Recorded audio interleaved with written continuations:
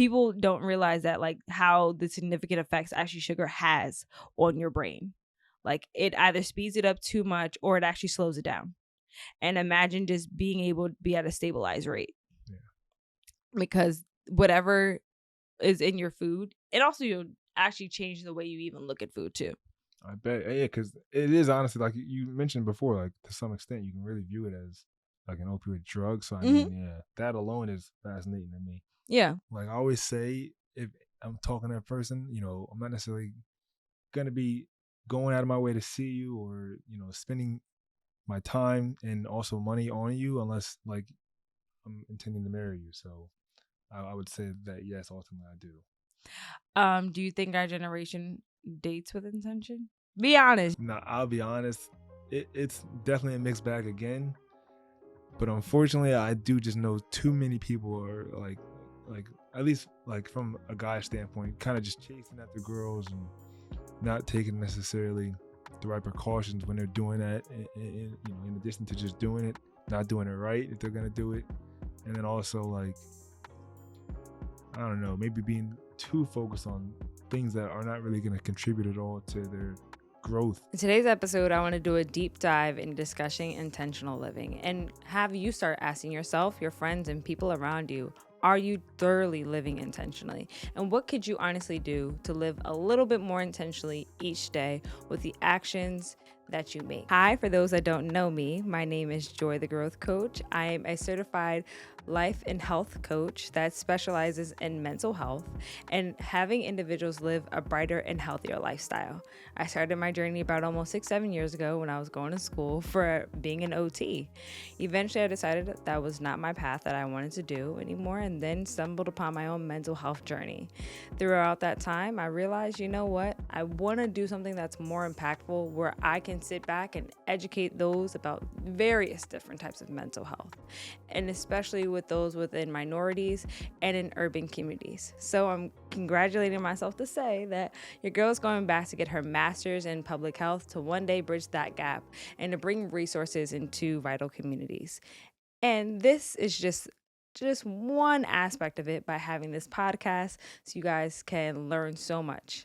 And here on this podcast, I want to dedicate the time to share my journey along with many other people's journeys when it comes to mental health and actual resources to better their lifestyles. So let's sit back, relax, and today I got a show for you. Today, I wanted to bring on a friend of mine, Caleb, to talk about his lifestyle and intentional living. But before we get into that, I kind of did some research on my own, and I wanted to bring maybe what is intentional living exactly. And a little deep dive, and I found Sarah Normanden's definition for intentional living. As a therapist and coach, thinks of intention as living as a way of authentic to my own experience, aspirations, and goals. Rather than living up to others' expectations, it means living a life aligned with my own values. Living intentionally is letting go of all the things our mind tells us we need to do in order to prove that we're good enough, and then doing the things that we would do if we already knew that we were. I love this definition according to Sarah because it really talks about the expectations in which you have for yourself versus the expectations in which you have for others. With Sarah's definition, she talks about, just being able to say, what do I want for myself in order for me to live intentionally versus what do others want from me? And although I can maybe mesh those, I don't have to live up to them. Here's some questions that I want to ask you guys before starting the podcast, and maybe you can think of it as the podcast goes. 1, are you currently living intentionally? 2, if you're not, why aren't you living more intentionally? And 3, what does it truly mean to live intentionally? Today, I wanted to bring on a friend of mine, Caleb Lewis, where he talks all about intentional living. And with intentional living, what can you do better to live a happier lifestyle?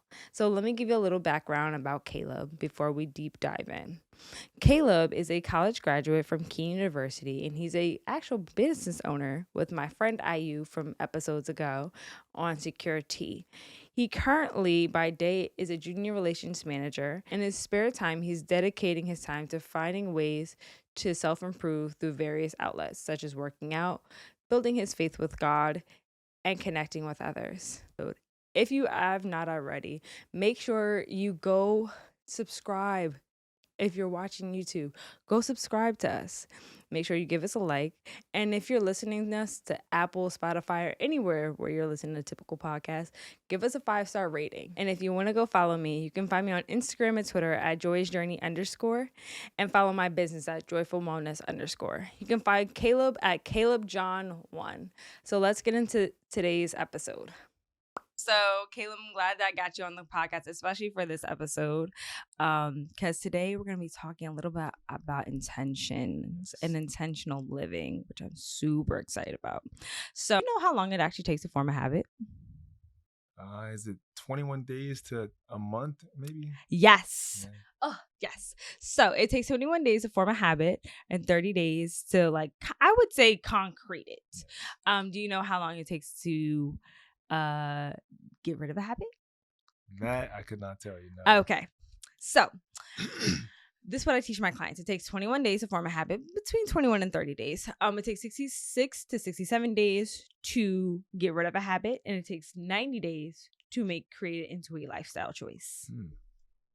And you have to do it habitually every single day. And also, have you ever heard of habit correction?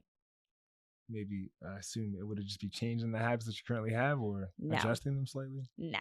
So, habit correction. Say if you're creating this habit to go to the gym every single day at 5 o'clock, right? So, unfortunately, you miss one day. You're like, all right, crap, I missed a day. So you go the next day. Not only do you go the next day, instead of going at 5, you kind of wake up a little bit earlier to go maybe at 4 o'clock instead. So your body's used to not only like, all right, because I missed the day before, I have to make up for the day before and also be there at 5 o'clock. So your body retains that muscle memory to continuously keep going. So then it's as if you didn't miss out on that exact habit the day before.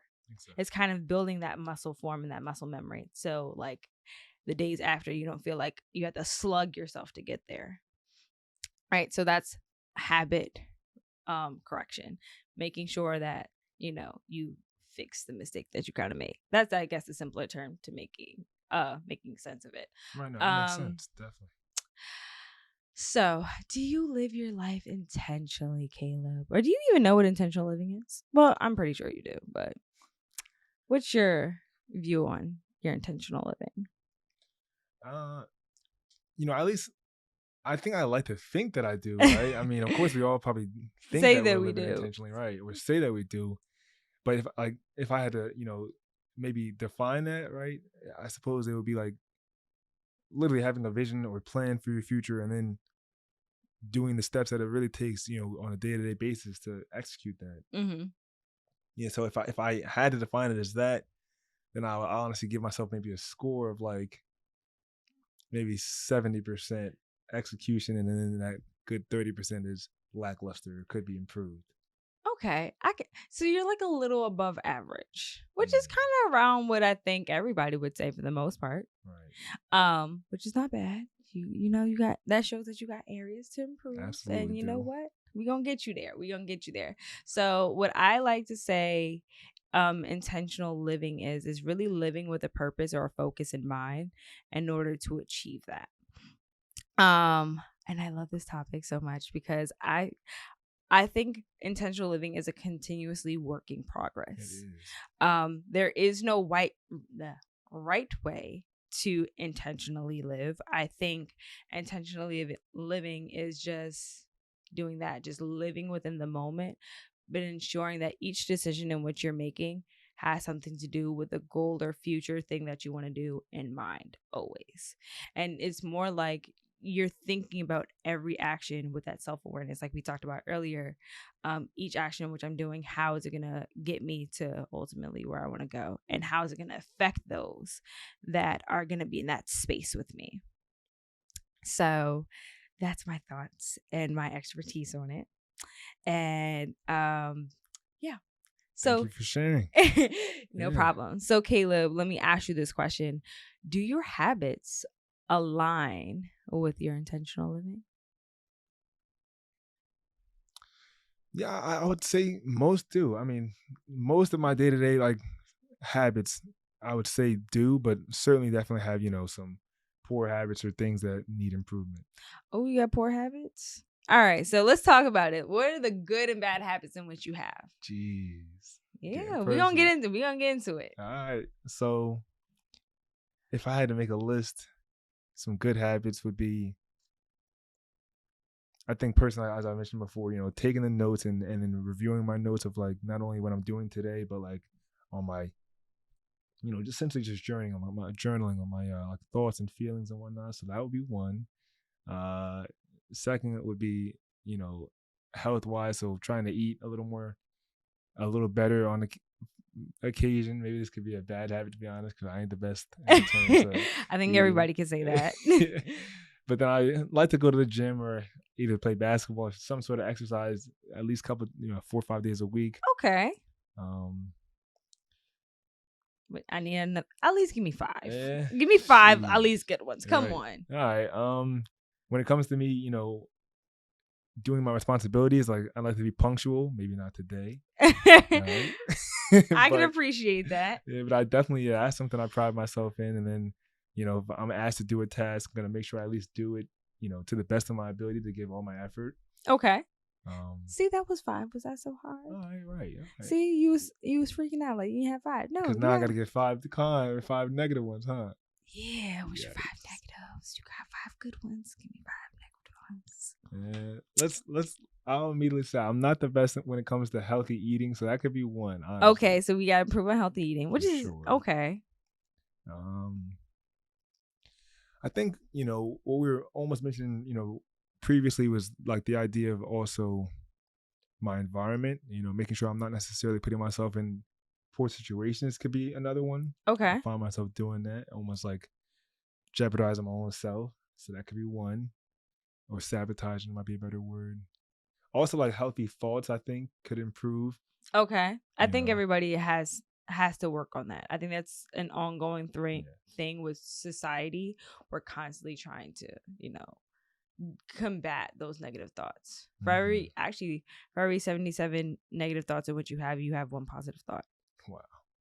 Yeah, that's incredible statistics. It's really sometimes hard. Yeah. And you have more negative thoughts on a quicker basis. So it's learning. It's an ongoing journey to learn actually how to decrease that number, because you have society that can filtrate your mind so much literally the minute you walk outside. Wow. But continue. We're at 3. I need a 4. Come on, I need 4 and 5.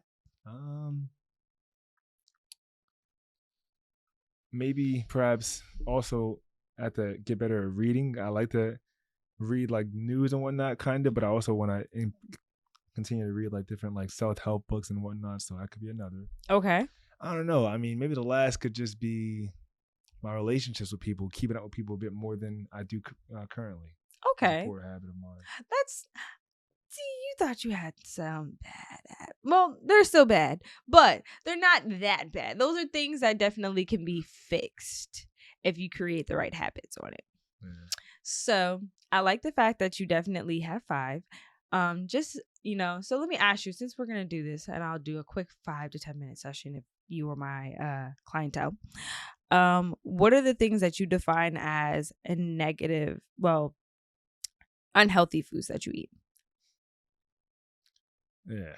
So I used to eat a lot of processed foods. Like if I'm at like, my workstation, I would just quickly like just pop in like some chicken nuggets or something like that, or whatever. And when I'm at work, something like that is definitely not good for me to eat. So I've been improving, but that's one thing that for sure I know is not good.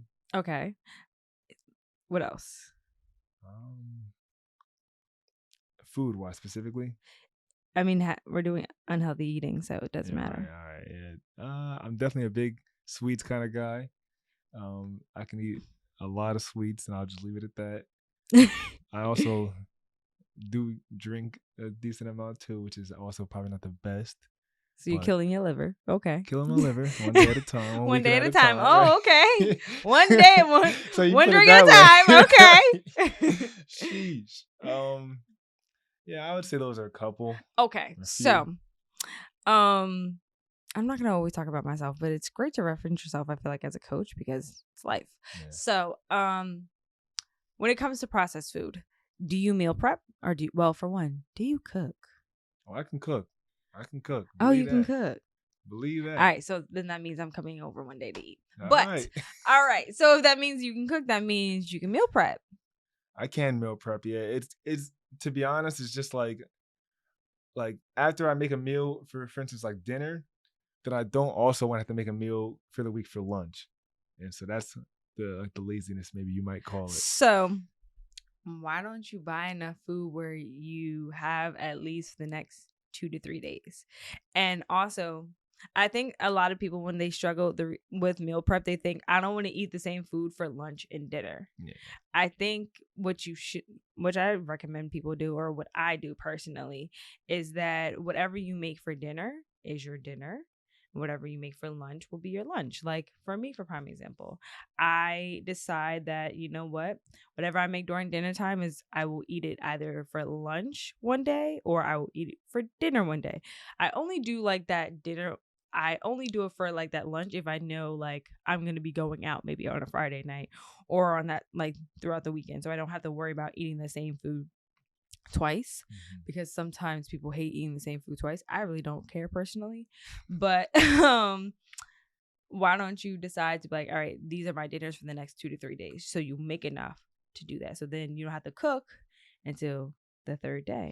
Well, if I were to ask you a question, so how many times are you cooking in a week? Twice, honestly. See, that's exactly. I'm not. I don't want to cook twice. Well, you can make enough food to literally cook one day. That means I'm gonna be in the kitchen all Sunday or Saturday. No, you won't. I mean, it's whatever you choose to cook. That's the thing. And it's also the thing that people also have to realize is portion based. When you're doing healthy eating, it's the amount of portions in which you eat. Do you have enough greens? Do you have enough protein? Do you have enough fats? Do you have enough carbohydrates? Well, not actually carbohydrates. Like, do you have enough of that food and that is sitting on your plate that can actually fill you up throughout that meal? People sometimes put too much protein and then they put less carbs, or they put too many carbs, which I'm kind of at fault for doing. Look, potatoes are really, really good. Exactly. Potatoes or rice are really, really good. I really can't lie. Especially some pasta. Like, I just had pasta last night. But when you overconsume one part of food, that also becomes a thing of unhealthy eating. So if you portion out your food correctly, that even if it's a small portion in a box, you can actually make it last for like 4 to 5 days.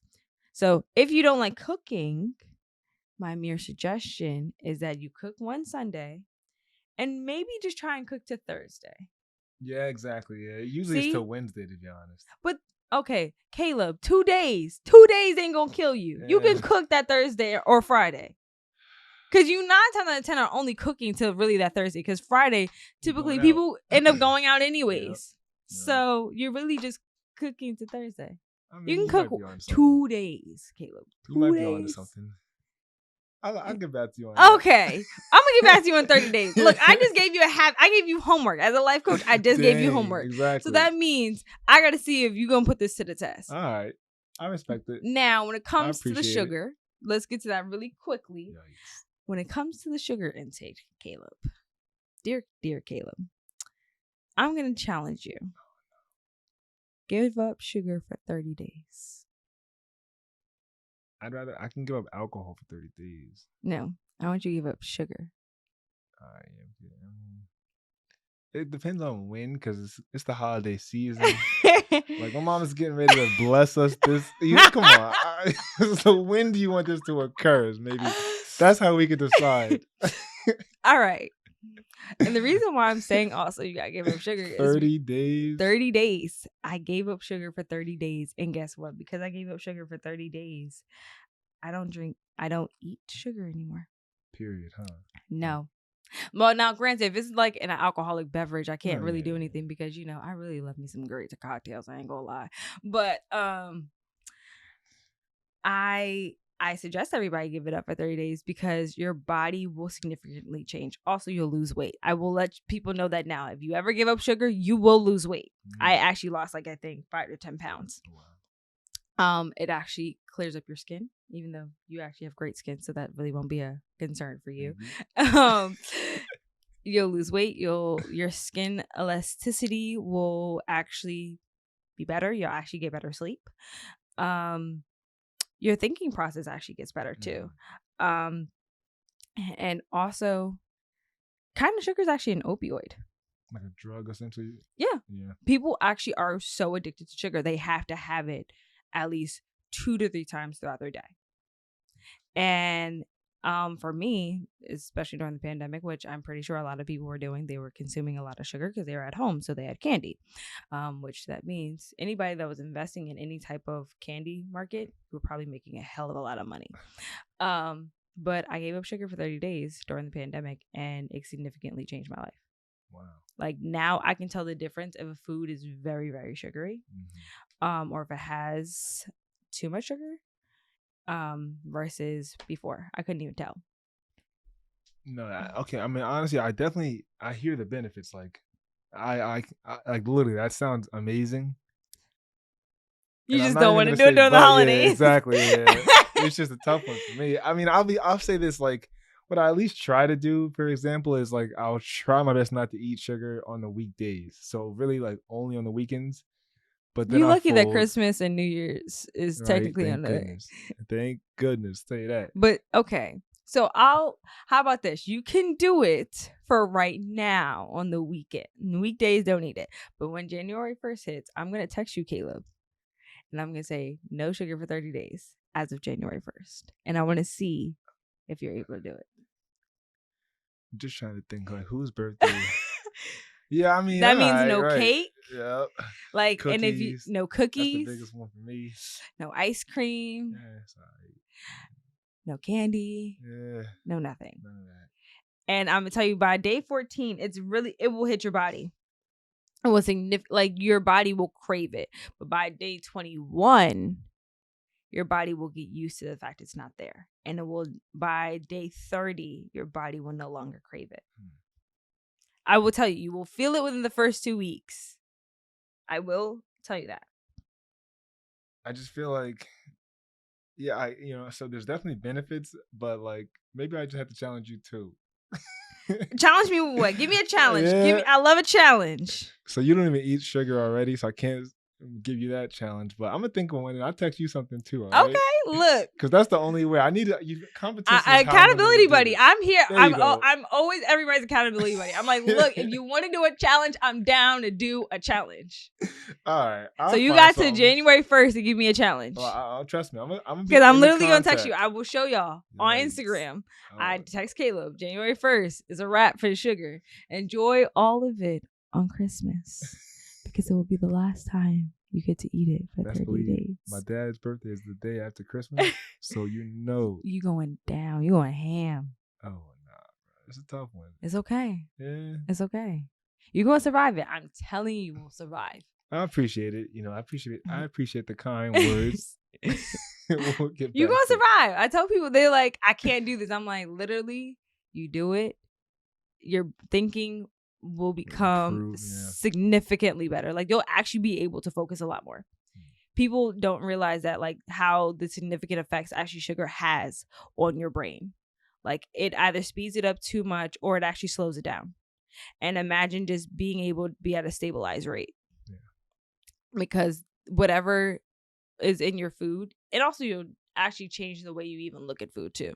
I bet. Yeah, because it is honestly, like you mentioned before, like to some extent you can really view it as like an opioid drug. So I mean, yeah, that alone is fascinating to me. Yeah, like since we're talking about intentional living, like when you actually start to live intentionally about what you actually consume in your body, it becomes, food is literally a means to an end.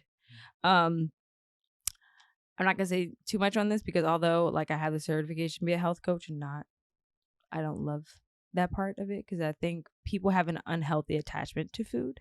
Yeah. And that can be a whole different segment and a whole different 2-hour podcast. Oh, yeah. But when you start to look at the attachment that people have to sugar, it's only because of comfort and because it makes them feel safe. If you actually imagine taking that away from somebody and giving them the ability to be like, why are you comfortable with this exact food, and what trauma is that are you actually just trying not to adhere to.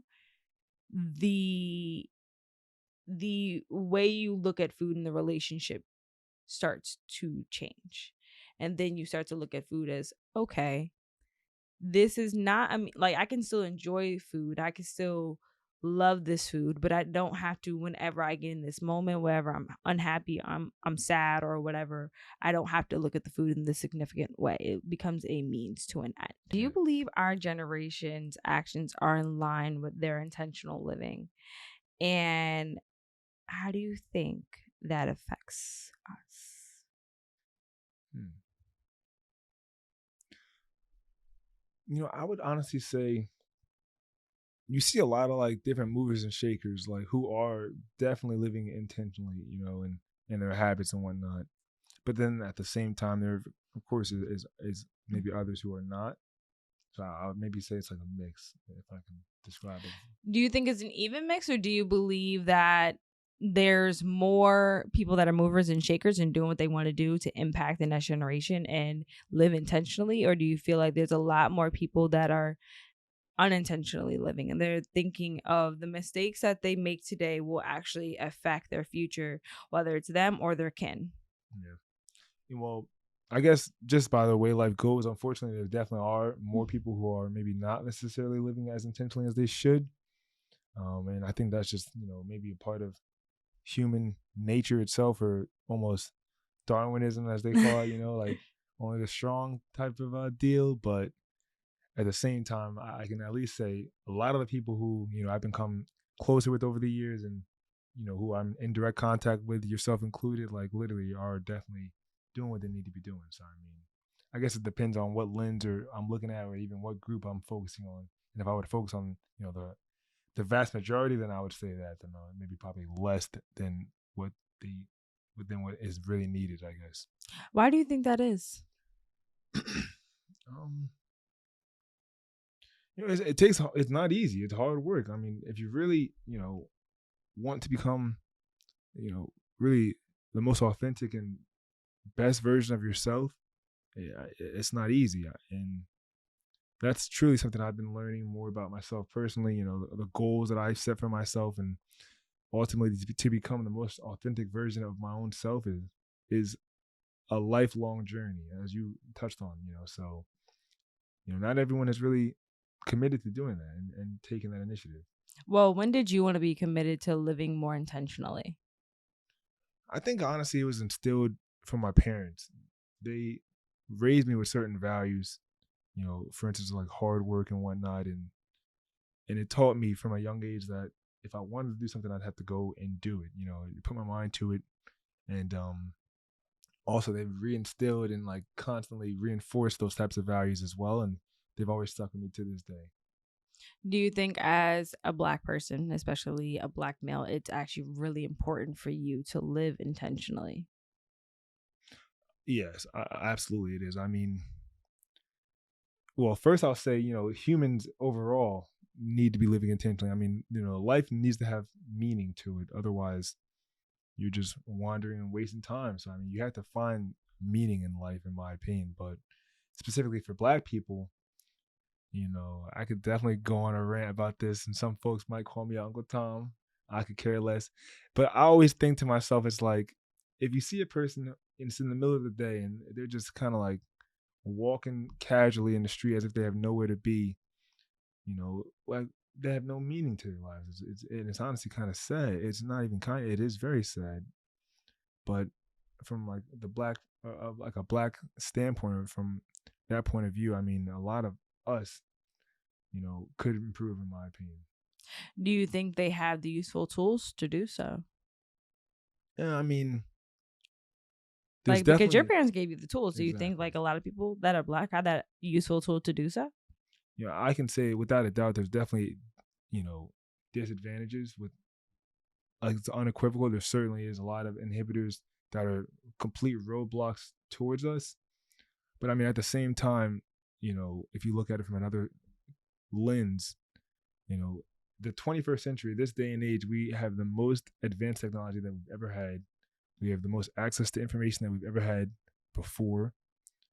We can literally communicate and interact with people internationally in moments time, and the list goes on in terms of the ability to have access to that technology. And I mean, even still, many of us don't necessarily, but I do think that maybe even a lot of it also comes from the fact that we don't necessarily see role models or successful people, and so if you don't see it, you can't believe it. That's true. So I mean, there's so many factors that go into it, truly. But I can at least say that the resources are available. It's just a matter of having access to them.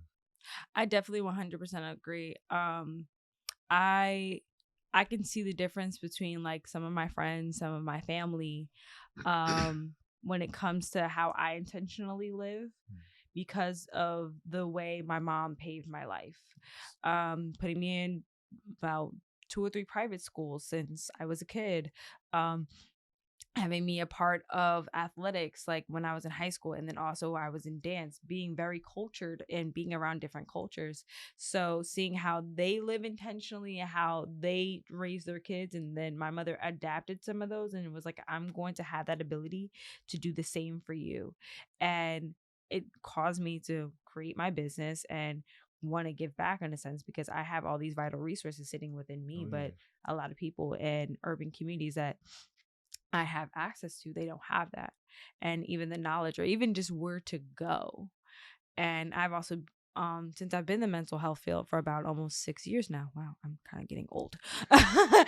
Actually even longer than that. But getting wiser. I appreciate that. Say it again. Hey. No, but being to have those resources, people don't even know where to go. Like I've dealt a lot with individuals that have autism or on the spectrum, and seeing what somebody might have in Bridgewater or in Chatham or in Short Hills. They have all these things and amenities for children with disabilities or even adults with disabilities. And then when you go over to Newark, or if you go into Irvington, or you go to East Orange, or you go to Orange, it's a bare desert. I think it's important for individuals like myself to give this platform for them and not only say, okay, if you have some type of transportation, or not even, there's a lot of government transportation that they have out there to get others to these vital resources. They just don't know. So if you don't have access, I 100% agree. You won't ever know the information and the things that you could have the ability to get to. Yeah. And it's tough. It is. And what I can say though is like, on the same side of that, it's a blessing that you and I both, like, we did have Parents that, parents who cared about us, yeah. yeah, and who gave us the necessary understanding and resources to be able to at least get to where we are now, and hopefully a lot further. And I mean, that's ultimately the goal. It's not necessarily do something for yourself, but then to be able to do it for either the next generation, or whether that be your kids or even another person who's up and coming as well. So I mean, it takes a village, and that's what I'll say as well. So it's a blessing that you're doing this, in my opinion. Literally promoting different either Black businesses or businesses in general, or people, mental health awareness and so on. But then in addition to, like, on my side, it's also my duty and everyone's duty to do what they can, whether that be joining a group like the NAACP, or take an initiative to be a part of the community and actually show face and whatnot, and really get in the trenches there. So I mean, it takes a village. It really, really does. And I think one thing I'm really glad about, and just speaking for two individuals that are college graduates, and I don't know if you're ever going back to get your master's. I am. I think it's important that then this generation, especially for Black individuals, that we start being more intentional where our money's going, where our time is going, where we're doing for our future generations, because our parents they've paved the way thus far, our grandparents, our great grandparents, and we have excelled so much. I think it's our time for our generation to push the envelope even extremely further, because we have things that they didn't have. We have phones, we have cameras, we have word of mouth, we have cars, we have planes, we have a lot. So it's so important that the generational wealth, and we start living a lot more intentionally because we have these vital resources. Like there's no reason why we cannot excel. Not even a reason. And the only reason why we can excel is if we're not physically able to, or like, I think it's just really that. Just if we're not the physically or mentally able to. Mentally, yeah. So I'm honored and proud to be sitting right next to you and doing something very intentional that one day is going to not only help us, but help our future kids and help our friends and the community in which we have, especially being young and Black and doing something like this. No, I completely agree, and I definitely feel very grateful to be here as well. Thank you, Caleb. Do you date with intention? I do, yeah. Like I always say, if I'm talking to a person, I'm not necessarily gonna be going out of my way to see you or spending my time and also money on you unless like I'm intending to marry you. So I would say that yes, ultimately I do. Do you think our generation dates with intention? Be honest. I've had people tell the truth and I can handle it. I don't know if our viewers can handle it. That's a different story. I'm praying you don't get crucified ever in the comments, but Yeah, yikes. No, I'll be honest. It's definitely a mixed bag again. But unfortunately, I do just know too many people are like at least like from a guy standpoint, kind of just chasing after girls and not taking necessarily the right precautions when they're doing that. And, in addition to just doing it, not doing it right if they're gonna do it, and then also like I don't know, maybe being too focused on things that are not really gonna contribute at all to their growth, but really more so just being able to do it just to be in that moment and I guess go back to the guys and say they did it. Like it's kind of stupid, you ask me. I kind of agree with you. I don't know which gender or race is worse or anything like that, but I do feel like this younger generation, we kind of just don't date with intent. I feel like because we have so much options. Oh yeah. We can just pick what day of the week or what type of flavor we might want today. They're like, "Ooh, today I want tall, dark, and handsome," and then tomorrow I just don't care. But I don't think people realize the effects that has on their mental health, and that's where it concerns me. Do I date with intention? Of course. I tell people up front that like I'm dating you with the intent of possibly having long term with the possibility of marriage. So I'm upfront about it. I don't really care. Not saying I don't care if it scares people away, but it's more so I value my time and I expect you to value your time. So I just I'd rather let you know up front than we be 3, 4, 5 months down the line. I'm looking for you like to want a relationship and you're like, well, I'm not giving you one. And I'm like, but why? And they're like, because I don't want to be in a relationship. That's stupid. And I'm also not giving up my body just to anybody at this point. And I never really was that type of girl to do so. So I find a lot of people in our generation do that and they don't realize the significant mental repercussions on that. Oh yeah. I mean, I could definitely, go on a tangent about this. I mean, when you think about the act of sex itself or intercourse, it's like you're literally giving yourself a piece of yourself to another person Correct. in the truest and most deepest and spiritual sense. So I mean, yeah, like I would agree with that. Like, can't just do it can't give yourself away to everyone. And it sucks in some retrospect because, and the reason why I say this sucks is because as a woman, our bodies are somehow not ingrained to have multiple partners. Granted, I think like biology, I think in evolution is kind of changing as we continuously keep evolving, but we're not ingrained naturally to have so many partners because as women, we have sometimes emotional attachments to these people we're having intercourse with, whether we realize it psychologically, but unconsciously. The more you do it, the more like your body actually is wearing itself down. And y'all can look up the stats. I could put stats below if you want to prove me wrong, because I will. And I can definitely combat this. But yeah, it's very, I think for women, I don't always suggest it. And although I'm liberated and yeah, you can have free range of your own body, I get it. But just think of the long-term effects and kind of what would you want your child to think about long-term. If you like mama was Rolling Stone and papa was Rolling Stone, like, okay, how do you think that's going to have a significant effect on like how your child or your grandchildren are going to view you? Yeah, especially having a child with the wrong partner is what I honestly think about too. I 100% agree. I know. Is it just me? I know that. Like, did you just feel like after you hit high school, like everybody just started popping out babies? You're just like wondering, like, where did this come from?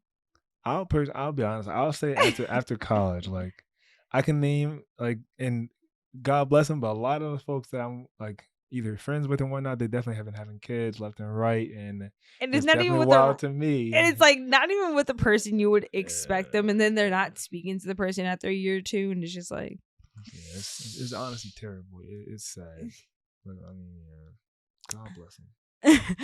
I mean, and there's no shame or hate. Like, a child's beautiful, but it's more so making sure that you've also created the right preventional methods where you're not setting yourself back and the child back too far. Like for me, I tell people off rip, you're not getting no child until there's a ring on my finger, I misses something or a doctor something, because I might go back and get my doctor. Why? But Yeah. I'm somebody's missus. There's a nice house or a place to bring the child home that is not my mama's house or your mama's house. And yeah, it's just like we have been in a happy marriage for at least a year or two, and we're ready financially. Because that's what I think what breaks up a lot of young relationships, when people are not ready.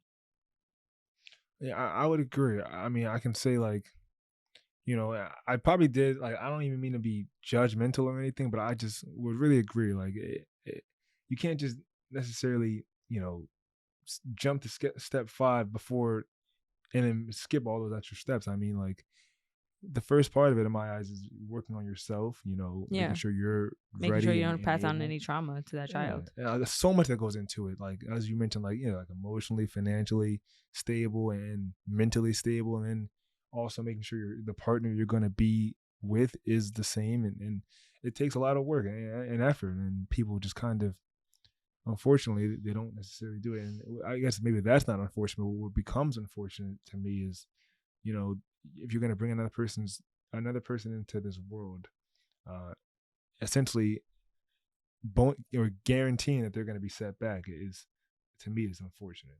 I 100% agree. I 100% agree. One thing I'm very glad my parents had me a very late age in their lives, like 30s and 40s. But I'm grateful because of that, because my mom was able to provide me with a lot of opportunities, because she was like, I wanted to make sure you had the best upbringing I could provide for you. And I wanted to make sure that like you came home in a house. Yeah. And you came home. Safety. I'm not, honestly, it doesn't really even matter. It was like the age. I think it just matters that my mom like took the precautions. It was like I wanted to enjoy my life and enjoy like parts of my marriage and make sure that me and your father were at least ready to have you. And like I'm very glad that my mom has always lived her life with intention and moved with intention, because of that, I move with intention. So I'm very, very grateful for that. But I got one more question for you, because we definitely got to wrap up, because I gotta Right. go. So, how do you think that your family, friends, interpersonal relationships, and society play a role on your habits and how you live intentionally? No, yeah, this is at least I'm glad we're ending on an easy one, because truly, the people you surround yourself with, the environment, it all ultimately, that's who you are at the end of the day. I think literally the book right here, Rich Dad Poor Dad. Also, I believe it even mentions it, like, whoever you surround yourself with, if you show your 5 friends or closest friends that you're literally exactly them, and just the 6th version of it. So I mean, it's crucial to who you hang around, what you talk about, the ideas that are perceived and the things that you do. It all ties into ultimately what will come. So I mean, yeah, definitely, I think that's a huge important factor to keep in mind. I definitely 100% agree. I look at my friend group constantly, and we were literally just having this conversation Yeah, offline. I've got to the point, the older I keep getting, the more I keep thinking about like, what do my friends bring to the table, and what do I bring to the table for them? And if I'm not doing my job, I expect them to say something to me, and I will do the same thing back because I want to ensure that I'm showing up for them importantly enough all the time, and I want the same thing back. right. Like, just being intentional when you're with that friend group and giving them the time and the energy, and even with family members, like that's significantly important. So you are definitely who you hang around with.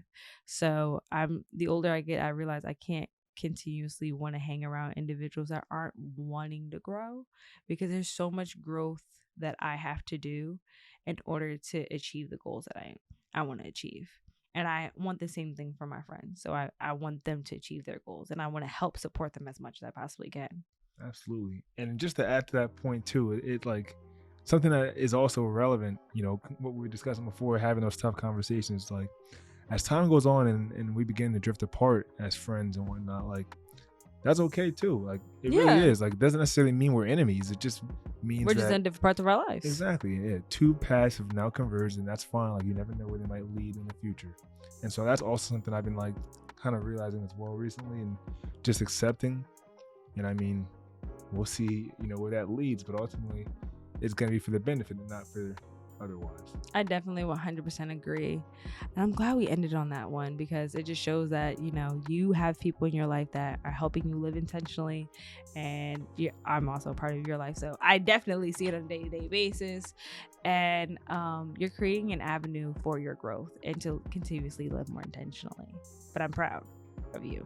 I want to thank Caleb once again for coming on to the podcast and discussing with me on intentional living and how he plans on making efforts as well to live intentionally. Now, remember that I told you it was like a whole month later we would check in with Caleb and see actually if he was living intentionally? Well, let's sit back and have a little quick conversation with him to figure out if he did. I wanted to sit back and have a little reflection piece and wonder, was I living intentional as well, and what I could have been doing better over the last little 7-8 months hiatus since having our last podcast episode. And so when I sit back and look at it, I got 3 questions for myself that I came up with. Over the past 7 months, was I living intentionally? And I have to say yes and no to that answer. And the reason why I have to say yes and no is because a part of me was living intentionally. I was getting up, going to work every single day, and living within my purpose of knowing that I was giving back. My title was a life coach. So I was helping individuals by doing what I love, but I don't feel like I was doing it at the best of my ability. I felt like I could definitely be doing a lot better. I took time away from things that were making me happy, such as like this podcast, and as well as just wanting to walk within that purpose of one day being my full-time business owner and actually making that imprint within the community. And although, like I said, I was helping individuals as being a life coach, I wasn't doing it the way I purposely wanted to do it when it aligned with my morals and my values. And now looking into the future, I hope that each action in which I'm making further helps me and aligns me with what my whole purpose is. My next question that I had for myself was, what changes do I need to make in order to live more intentionally? So this is a conversation that I've been trying to have with myself for a while now. And the first one is, like I said on the podcast, waking up the first hour of the day and just having yourself, and the last hour of the day just having yourself. Now, recently, since I've got to catch up on this podcast and I got to do a few other things to just get back used to doing this, I've been spending a lot of time editing at night. And the minute I wake up in the morning is like watching different types of content from other creators to better what I want to do. So I'm not spending that first hour of the day really by myself. I'm getting up and getting at it. And kind of that's not how I feel like I could intentionally be living a lot better. So that's one thing I would definitely say. Another thing, and I probably will get slightly crucified if my personal trainer ever hears this, is I have not touched the gym since last October. And I know that when I used to work out all last year, I felt a lot better. I mean, I kind of looked the same, but I felt a lot better about myself. I moved better. I spoke better, and I know that it's time for me to get back to at least being active in the gym. So I said to myself as a pledge in August and September of 2022, y'all hear it first, that I'm at least attempt to get into the gym at least 2 to 3 times per week, whether it's before work or after work. And at least as long as I'm spending about an hour and a half, I'll be okay. So that, and lastly but not least, I don't really have a problem with in my diet, but I definitely can put a lot more vegetables in my diet to live a lot more intentional. So those are just the 3 little things that I definitely know that I want to put out into the world to live more intentionally for myself. And last but not least, how can I be more intentional with this podcast? Now, this podcast is my baby. It is something that, I've grown to like, love, and sometimes all the above. But I know is being more intentional with my content, really finding a focal point, especially when it comes to season 2 and figuring out what exactly I want to do and how I want to impact the world, is building a better network, building a better team, and having individuals come onto the podcast that actually can give back more insight into what mental health looks like. I want to actually have creators on here that actually have um different disabilities or different capabilities. I want to have individuals that specialize in something. I'm trying to figure out that process now of what I want season 2 to look like exactly, and that's what I want to be more intentional on, is really the focal point of what this podcast will serve as within the community. So as I'm along this journey while editing, filming, and just networking and building this community with you guys, my hope is that I find a way to better suit where this will impact individuals in years to come, and watching my growth come from that. So those are just 3 little bits that I have before, I really intentionally keep putting out a lot more other things that I want to do. But I want to thank you guys for tuning in for another episode of Share It All. Make sure you go follow me and Caleb. If you need to go follow us, make sure you go look at the captions below and everything will be there. Tune in next week to listen to a conversation that I have with Brandon Morgan. Brandon Morgan by day is a physician assistant, and by night he is a comedian. And we're going to be deep diving into how he came into comedy and kind of the disparities in which he kind of feels that are happening currently in the medical field, and how does that impact where he wants to go in his growth and his mental health journey as well. Till then, I will see you guys later. Bye.